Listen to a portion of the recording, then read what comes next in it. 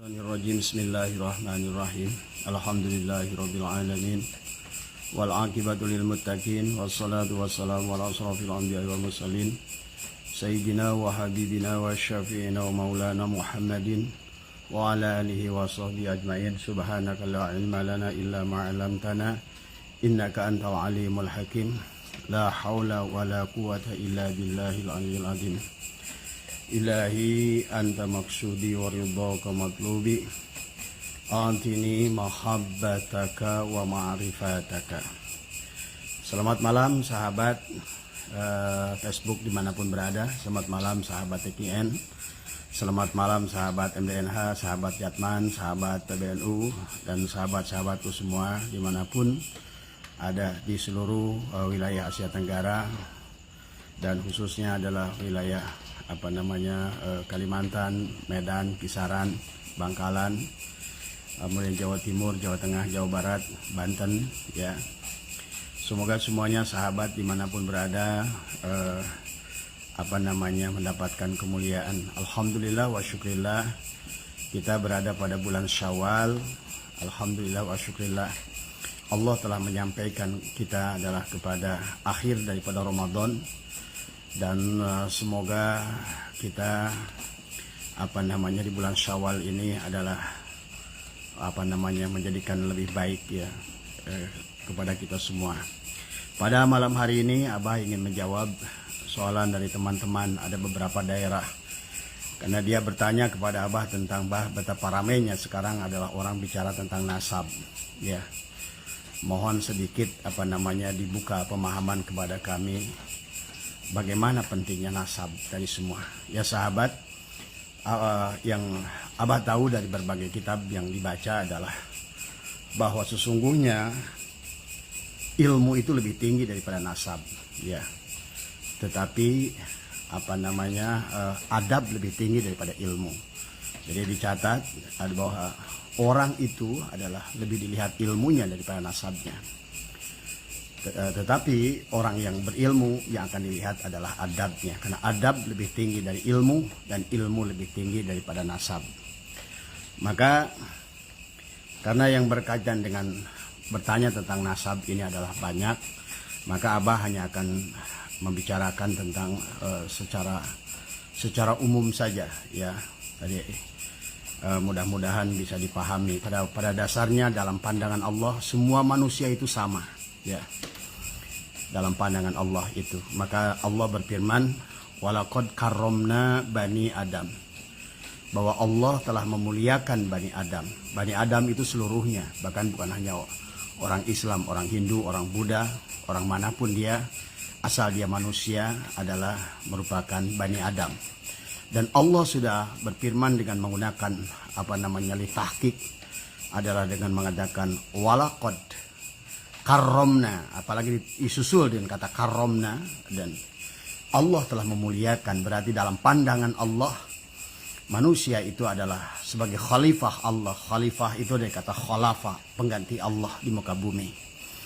Maka sesungguhnya kenapa sahabat bahwa dikatakan dalam kitab Al-Fathur Rabbani wal Faidur Rahmani, Tuan Abdul Qadir adalah berkata, memberi makan seorang manusia lebih baik daripada memberi makan seorang manusia yang lapar, lebih baik daripada membangun 1000 masjid. Ini harus dipahami, karena kaitannya manusia itu adalah makhluk mulia ya, sehingga memberi makannya itu adalah lebih mulia daripada membangun 1000 masjid. Bahkan dalam sebuah hadis baginda Nabi bersabda adalah saking mulianya manusia, kalau kita membunuh satu manusia pada dasarnya hampir sama dengan membunuh seluruh manusia. Oleh karena itulah dalam sejarah bagaimana adalah budaya yang paling buruk adalah yang dikisahkan Allah dalam Al-Quran adalah budaya Arab. Arab itulah yang paling jahiliyah. Maka dikisahkan adalah zaman jahiliyah itu adalah dikisahkan dengan bangsa Arab. Maka dalam Al-Quran Allah menjelaskan tentang buruknya orang Arab, asyaddu kufra wa nifaqo, bahwa yang paling besar kufur dan munafik itu adalah di antara klan manusia di alam dunia ini adalah bangsa Arab. Oleh karena itulah sahabat pahami bahwa kenapa dari 125.000 nabi dan rasul yang diutus oleh Allah ke alam dunia ini lebih banyak turun di Jazirah Arab dari semua, karena bangsa Arab itu adalah sebagaimana Allah sampaikan di dalam Al-Qur'an adalah paling besar adalah kekafirannya dan paling besar kemunafikannya dari semua. Bahkan sahabat, pada saat itu sebelum baginda Nabi Muhammad SAW diturunkan adalah di kota Mekah dari semua, ya, di Jazirah Arab khususnya adalah di kota Mekah. Pada dasarnya keadaan saat itu adalah bagaimana bangsa Arab itu adalah berbangga-bangga dengan nasab. Mereka berkabilah-kabilah, adalah berkelompok-kelompok, bahkan saling berperang di antara nasab dengan menganggap bahwa nasab dirinya yang paling baik dari semua, ya. Sehingga dikisahkan pada saat baginda Nabi berusia 17 tahun, pada saat terjadi adalah renovasi daripada Ka'bah, 4 kabilah saling berperang karena ingin mereka lebih dahulu menempatkan Hajar Aswad di Ka'bah itu, sehingga mereka ribut yang luar biasa. Tapi dipendek ceritanya adalah datanglah Muhammad muda saat itu, maka untuk mendamaikan mereka adalah baginda Nabi adalah membentangkan sorban, kemudian menempatkan Hajar Aswad di tengah, kemudian ditariklah oleh 4 kabilah untuk membawa batu Hajar Aswad untuk ditempatkan di tempatnya.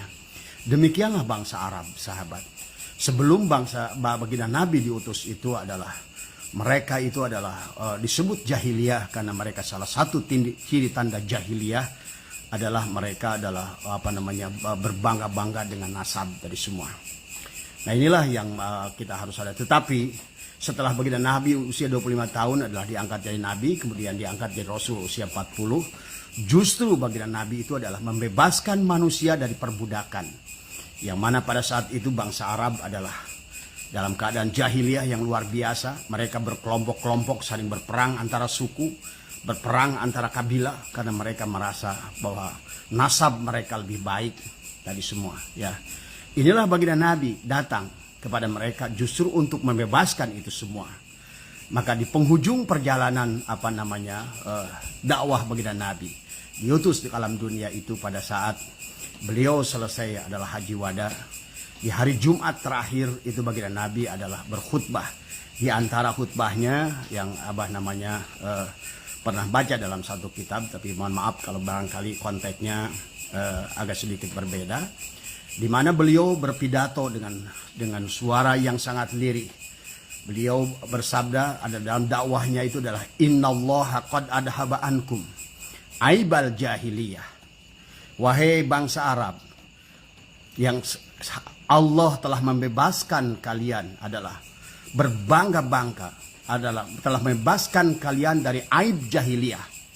Maka baginda Nabi adalah berbangga dengan nasab itu adalah budaya jahiliyah. Maka beliau bersabda adalah dalam khutbahnya adalah innallaha, dan sesungguhnya Allah qad adhaba ankum aibal jahiliyah, telah membebaskan kalian dari aibal jahiliyah. Apa itu aib jahiliyah?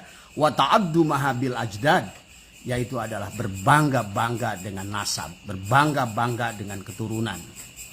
Nah, inilah maka dilanjutkan oleh beliau, an-nasu li Adam, sesungguhnya manusia itu dari Adam, wal Adam min turab, dan Adam itu adalah dari tanah. Baginda Nabi ini menegaskan sebagaimana firman Allah adalah walaqad karramna bani Adam, dan Allah telah memuliakan bani Adam. Dalam arti seluruh manusia itu adalah mulia dari semua, dan Allah telah memuliakannya. Sehingga pada saat orang berbangga-bangga dengan nasab, berarti dia merendahkan orang yang lain. Dan Islam tidak memiliki adalah budaya adalah kasta sebagaimana Hindu, sebagaimana Buddha tadi semua. Tidak ada kasta di dalam Islam. Maka baginda Nabi adalah walaupun dikatakan Muhammadur Rasulullah walladzina ma'ahu asyidda'u 'alal kufar, betul Nabi itu adalah keras kepada kafir, tapi kepada kafir yang seperti apa harus ditarifkan dulu. Tapi beliau melanjutkan ruhama'u bainahum, tapi beliau itu sangat mengasihi kepada siapapun sesungguhnya di antara mereka. Maka baginda Nabi adalah membebaskan budak-budak saat itu, membeli budak-budak. Di antara budak yang dibelinya adalah yang kalau tidak salah kisahnya adalah Di antaranya adalah Bilal bin Rabah. Tadi semua adalah yang dibeli, dibebaskan oleh baginda Nabi saat itu. Jadi intinya sahabat, baginda Nabi itu diutus justru untuk menghilangkan daripada berbangga-bangga dengan nasab. Itulah beliau tadi bersabda, innallaha qad adhaba ankum aibal jahiliyah wa ta'addumaha bil azdad, yaitu berbangga-bangga dengan nasab. Kata baginda Nabi, an-nasu li Adam, manusia itu dari Adam, wal Adam min turab, dan Adam itu dari tanah, dan seluruh manusia diciptakan laqad khalaqnal insana fi ahsani taqwim, semuanya dalam keadaan kejadian luar biasa. Tapi dikatakan walaqad khalaqnal insana, dikatakan adalah min hamain, dikatakan bahwa manusia itu diciptakan adalah dari tanah, dari semua min sulalatin min tin, artinya semuanya. Maka baginda Nabi bersabda, an-nasu li Adam, manusia itu adalah dari Adam, wal Adam min turab, dan Adam itu dari tanah tadi. La fadla li arabiyyin ila zamin, tidak ada kemuliaan orang Arab dari bukan selain Arab. Wala fadla li aswada ilal ahmara, tidak ada kemuliaan orang kulit merah dengan kulit hitam, illa bittaqwa, adalah kecuali adalah dengan takwanya. Jadi sahabat yang bertanya dari Banten ya, yang berkaitan dengan nasab ini, maka sesungguhnya berbangga-bangga dengan nasab, merasa diri adalah paling mulia, itulah pekerjaan iblis. Pada saat ana khairun minhu, aku lebih baik tadi semua ya. Maka harus dipahami oleh kita tentang jangan salah, jangan percaya dengan orang yang membulak-balikan fakta tadi semua. Karena pada dasarnya apa yang diajarkan baginda Nabi justru adalah melarang kepada kita adalah untuk berbangga-bangga dengan nasab. Karena Allah sudah menegaskan dalam berbagai ayat dalam Al-Quran, seluruh manusia itu adalah karomna bani Adam, telah dimuliakan seluruh bani Adam itu oleh Allah. Jadi tidak ada kasta, tidak ada manusia yang kelas tinggi. La fadla li arabiyyin ila zamin, tidak ada kemuliaan orang Arab di luar orang Arab. La fada ilal ahmada ilal ahmar, dan tidak ada kemuliaan orang kulit merah dengan kulit hitam illa bittaqwa, kecuali takwanya. Maka disitulah Allah turunkan ayat inna akramakum indallahi atqakum, sesungguhnya yang paling mulia di antara kalian adalah yang paling bertakwa di antara kalian. Maka itulah dikatakan ilmu lebih tinggi daripada nasab, tetapi ilmu lebih rendah daripada adab tadi semua. Jadi adab lebih tinggi daripada ilmu, tapi ilmu lebih tinggi daripada nasab. Jadi kalau orang adalah berkata siapapun dia nasabnya, kepada siapapun dia bernasab, tapi adalah dia tidak memiliki ilmu, maka orang berilmu lebih mulia daripada orang yang memiliki nasab, tetapi dia tidak memiliki nasab sebagaimana keturunan zidnya ke atas. Itulah contoh kenapa Nabi Nuh dengan Kan'an. Kan'an itu jelas adalah anak Nabi Nuh, tetapi karena adabnya, karena akhlaknya tidak sesuai dengan Nabi Nuh, maka Allah menolak Kan'an sebagai anaknya Nabi Nuh. Nah inilah sahabat ya, maka Abah mengajak kepada siapapun, baik di dalam torikot, baik dalam apapun, maka semua marilah kita pandang semua manusia itu adalah dengan ruhama ubainahum, dengan penuh kasih sayang tadi semua ya. Bahkan bukan hanya kepada manusia, seharusnya bagi orang yang sudah ngerti tauhid, kemanapun dia memandang fa'aina matuwallu fasama wajhullah, aku melihat Allah pada apapun yang kulihat, baik secara ro'a, baik secara nadhara, baik secara basiro maupun secara absor. Aku hanya melihat Allah dalam hal apapun, baik sifat maupun af'al maupun asma, segalanya hanya Dia. Nah inilah yang harus dipahami oleh kita. Berarti kalau kita merendahkan manusia, sesungguhnya kita merendahkan Allah. Kalau kita menghina manusia, kita itu menghina Allah. Terjadi pada zaman Nabi Musa, sahabat. Bayangkan, Nabi Musa adalah seorang rasul. Tidak bisa dibantahkan Nabi Musa seorang rasul. Tapi ada sejarah yang mengisahkan tentang Allah lebih mendengar. Baroh adalah seorang tukang tenung, tukang sihir yang syirik pada Allah. Tetapi dia ruhama'u bainahum. Tapi kebiasaan Baroh yang senantiasa menyayangi manusia. Berbagi makanan, berbagi rizki dengan orang-orang. Tadi semua. Itulah Abah perjelaskan tentang amal hasanah dan amal solihah. Amal hasanah itu adalah perbuatanmu adalah adalah kepada Allah, sholat, puasa, haji, itu adalah amal hasanah. Tapi pada saat kita berbagi kepada orang, menolong orang, bersodakoh kepada orang, itulah amal soleh. Karena pada dasarnya, pada saat kita menolong orang, kita sesungguhnya adalah menolong Allah. Itu yang dikatakan Allah lewat malak Jibril kepada Musa. Pada saat kaum Musa itu meminta kepada Musa, karena sudah lama tidak turun hujan. Ya Musa, kaum kami ini sudah lama tidak turun hujan ya Musa. Maka apa? Kata Nabi Musa pun berdoa. Lebih dari 20 tahun dalam satu kisah. Ada yang katakan 25 tahun dalam kisah lain. Allah tetap tidak menurunkan hujan. Artinya Allah tidak mengabulkan permintaan Nabi Musa tadi semua. Tapi kemudian karena permintaan malak Jibril yang senantiasa datang kepada Allah. Ya Allah, Musa adalah Rasulmu. Kasihani dia. Berikanlah, kabulkan permintaannya. Namun Allah menjawabnya, aku senang dengan lirihan suara Musa. Tapi kemudian karena setelah didesak oleh malak Ibrahim dalam kisah malak Jibril saat itu, maka ini tolong ya, ini pemaknaan secara syariat. Pemaknaan secara hakikatnya tentu adalah tidak demikian. Tadi semua ya. Nah kemudian Jibril berkata, apa kata Jibril kepada Musa? Ya Musa, Allah berkata kepadaku, kalau engkau ingin turun hujan, mintalah tolong kepada seseorang yang bernama Baroh. Nabi Musa adalah kaget karena beliau tahu bahwa Baroh itu tidak beriman kepadanya dan tidak iman kepada Tuhannya Musa, pada Allah.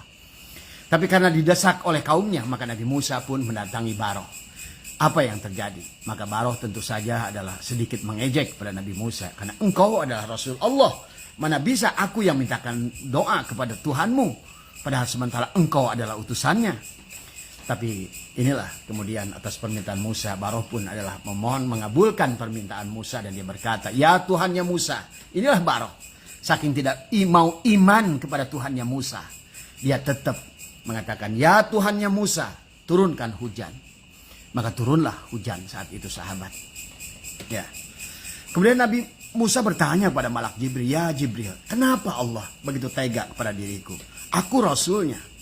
Tapi kenapa malah justru doanya Baroh yang diijabah? Dikisahkanlah oleh Jibril. Baroh itu walaupun dia masih syirik, berbuat syirik pada Allah. Tetapi Allah menyayangi dia. Kenapa? Karena dia menyayangi orang-orang tadi semua yang lemah. Menolong orang-orang lemah. Memberi makan orang-orang yang lemah tadi semua. Sehingga dalam pertanyaan yang kedua kata Musa, aku ini suka sholat Jibril. Aku ini suka saum. Aku ini suka ibadah pada Allah. Suka dzikir pada Allah.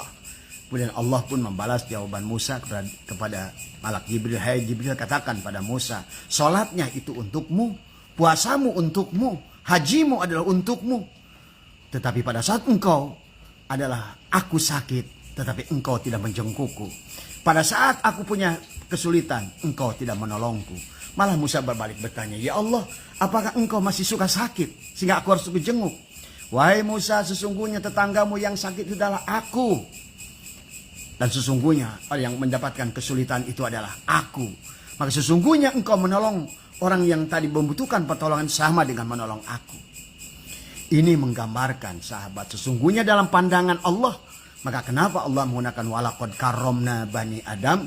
Karena pada dasarnya di pandangan mata Allah, sesungguhnya adalah seluruh manusia itu adalah sama. Adalah tidak mandang sukunya, bangsanya, kulitnya, bahkan agamanya. Kalau dalam pandangan Allah. Maka Allah berfirman, walaqad karramna bani Adam. Dan aku telah memuliakan bani Adam. Maka sahabatku yang bertanya tentang nasab. Kalau menurut Abah, siapapun yang berbangga-bangga dengan nasab adalah orang jahiliyah. Sebagaimana baginda Nabi. Karena baginda Nabi justru datang diutus, salah satu tugasnya adalah untuk membebaskan aib jahiliyah. Maka beliau di khutbah itu berkata adalah innallaha qad adhaba ankum aibal jahiliyah. Sesungguhnya Allah telah membebaskan kalian dari aib jahiliyah. Wa ta'addu mahabil azdad, berbangga-bangga dengan nasab, berbangga-bangga dengan keturunan. Padahal an-nasu li Adam, manusia itu dari Adam, wal adam min turab, dan Adam itu dari tanah. La fadla ila arabin ila zamin, tidak ada kemuliaan orang Arab dan di luar Arab. Wala fadla li asfada ila al-ahmar, tidak ada kemuliaan ada orang hitam dengan orang kulit merah, illa bitaqwa, Inna akramakum indallahi atqakum. Maka dalam hubungan kita di negara kita yang tercinta ini, Nahdlatul Ulama adalah sudah membuat ada uhwah watoniyah, hubungan sesama penduduk negara. Maka pada saat uhwah itu bukan hubungan searah, tetapi hubungan dua arah, saling mengasihi, ruhama'u bainahum, agama apapun, suku apapun, kulit bagaimanapun, kita memiliki hubungan yang sederajat, uhwah watoniyah, karena kita sama-sama adalah penghuni bumi pertiwi. Itu uhwah yang pertama. Yang kedua adalah uhwah Islamiyah. Beda lagi, adalah hubungannya kita dengan sesama muslim. Tadi semua adalah bagaimana kita saling membangun sesama muslim, saling menghargai, menghormati sesama adalah pemeluk sebagai muslim. Tetapi yang ketiga, kalau adalah kita bukan sebangsa, kita bukan seagama, maka yang ketiga Islam mengajarkan uhwah insaniyah, hubungan sesama insan. Karena manusia itu adalah insan. Sementara Allah bersabda dalam hadis qudsi, al-insanu sirri, adalah wa anna sirrahu. Insan itu adalah rahasia aku dan aku rahasianya. Dalam hadis qudsi yang lain kata Allah, al-insanu sirri wa sirri sifati wa sifati la ghairi. Sesungguhnya insan itu adalah sifatku dan sifatku adalah tidak lain daripada aku. Maka siapa yang merendahkan manusia, walaupun dia agamanya tidak sama dengan kamu, sama dengan merendahkan Allah. Tadi semua. Maka itulah kenapa tidak boleh mendoakan buruk kepada manusia lain. Allah melarang kita mendoakan buruk. Bahkan Allah pada saat memerintahkan Musa dan Harun untuk mendatangi Fir'aun, maka apa perintah Allah? Wahai Musa, Harun, datangilah Fir'aun dan berkata dengan layyinan, dengan bahasa yang lemah lembut kepada Fir'aun. Tadi semua, ya. Inilah ya sahabat. Jadi kalau pertanyaan sahabat-sahabat adalah di Banten tentang nasab, maka Abah bisa katakan orang yang berbangga-bangga dengan nasab berarti dia itu adalah masih jahiliyah. Tadi semua, ya. Karena justru apalagi kalau datang dari orang yang mengaku adalah bernasab sebagai dzurriyyat Rasul, tetapi dia berbangga-bangga dengan nasab, jelas itu bertolak belakang adalah dengan baginda Rasul. Baginda Rasul datang di Mekah pada saat Mekah masih jahiliyah, justru datang untuk membebaskan, berbangga-bangga dengan nasab. Aibal jahiliyah, aib orang jahil, jahiliyah adalah merupakan berbangga-bangga dengan nasab. Inilah bahwa baginda Nabi adalah diutus ke alam dunia adalah wa ma arsalnaka illa rahmatan lil alamin. Wa ma arsalnaka illa rahmatan. Sesungguhnya aku diutus untuk membawa rahmat. Rahmat itu adalah kasih sayang. Minal alamin, rahmatan lil alamin. Tadi semua, rahmatan fil alamin. Baginda Nabi adalah rahmat kepada seluruh isi alam dan isinya. Bahkan baginda Nabi adalah rahmat bagi alam, semua alam. Alamul mulki, alamul malakut, alamul jabarut, alamul lahut, adalah itulah yang harus kita fahami. Jadi kalau saran Abah kepada orang-orang yang berbangga dengan nasab, tinggalkan tadi semua, ya. Karena ulama kita tidak mengajarkan demikian. Wali Songo di Indonesia adalah justru kalau seandainya pada saat datang Wali Songo ke Indonesia, yang mana saat itu abad ke-4, abad ke-8, Hindu dan Buddha yang datang lebih dulu daripada Islam di sini, Wali Songo datang dengan berbangga-bangga dengan nasab. Demi Allah, wallah, hari ini tidak akan ada orang yang memasuk Islam. Tapi mereka dengan kasih sayang, kesetaraan, persamaan, datang tanpa menghilangkan budaya asli Indonesia. Tadi adalah wayang diambilnya, tapi kemudian dibelokkan adalah makosidnya adalah kepada tujuan Islam itu sendiri. Jadi inilah sahabat, ya. Jadi kalau menurut Abah, dari begitu banyak pertanyaan ke Abah tentang nasab ini, maka siapapun yang berbangga dengan nasab, menurut Abah tinggalkan tadi semua. Apalagi dari nasab semakin tidak jelas tadi semua, ya. Kalau ada orang yang berbangga dengan nasab, menyebutkan adalah cucu dzurriyyat Nabi, mintalah kepada dia tes DNA. Buktikan dengan tes DNA. Setelah dia terbukti dengan tes DNA, dia punya hak sebagai nasab. Tapi kembali, nasab kalau tidak dengan memiliki ilmu, maka nasab kalah dengan ilmu. Tadi semua. Karena itulah baginda Nabi bersabda, mengatakan bahwa al ulama warasatul anbiya, bukan al habib warasatul anbiya, bukan al syahid warasatul anbiya, tapi al ulama. Baik syahid maupun syarif, yang dilihat adalah ilmunya. Tadi semua. Bukan syahid, bukan syarifnya, bukan habibnya. Tadi semua. Jadi maaf kalau selama ini ada golongan orang yang mengaku bahwa mereka adalah hanya mulia dari nasabnya. Itu adalah kebohongan yang nyata. Itu adalah kepalsuan. Itulah membolak-balikan fakta daripada fakta-fakta Rasulullah sendiri. Justru baginda Nabi datang diutus ke alam dunia ini adalah untuk membebaskan bangsa Arab yang jahiliyah, yang kata Quran asyaddu kufra wa nifaqo, yang paling besar-besarnya kekafiran dan kemunafikan adalah bangsa Arab dari semua. Itu diantaranya adalah karena berbangga-bangga dengan nasab, berbangga-bangga dengan itulah yang disebutkan oleh baginda Nabi aib jahiliyah tadi semua ya. Jadi itu saja barangkali yang Abah bisa sampaikan kepada teman-teman. Intinya tanyalah ulama-ulama kita tadi semua ya, dari semua. Jangan mengambil keputusan sendiri, tapi mulailah kita jangan seperti kerbau yang dicocok hidung. Apapun yang dikatakan oleh mereka hal-hal yang tidak bertepatan tadi semua. Kata Anda kalau tidak mengerti ilmunya, lebih baik tanya kepada yang mengerti ilmunya. Jangan asal terima saja tadi semua ya. Itu saja barangkali nasihat dari Abah. Jadi intinya jangan kita ikuti orang-orang yang masih berbangga dengan nasab. Ingat, kalau menurut Abah orang yang berbangga-bangga dengan nasab justru itulah nggak ada bedanya dengan iblis. Itulah kenapa iblis berkata ana khairun minhu, aku lebih baik dari kalian. Itulah tadi semua. Maka itulah Islam tidak mengenal kepada kasta.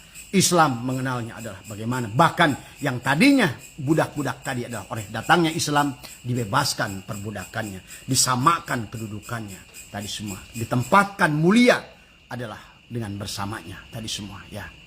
Dan baginda Nabi adalah menyayangi seluruhnya. Bahkan kisah baginda Nabi di Madinah menyayangi Yahudi, menyayangi Nasrani, menyayangi Majusi, siapapun dia. Karena itulah setelah Allah turunkan firman walaqad karramna bani Adam. Allah telah memuliakan Bani Adam ya. Itu saja barangkali buat siapa Kang Isan yang dari Banten, Pandeglang ya. Jadi kalau menurut saran Abah ayo kembali kepada ulama-ulama kita tadi semua ya. Insya Allah ya. Ulama-ulama kita jauh lebih berilmu tadi semua. Itu saja yang bisa Abah sampaikan.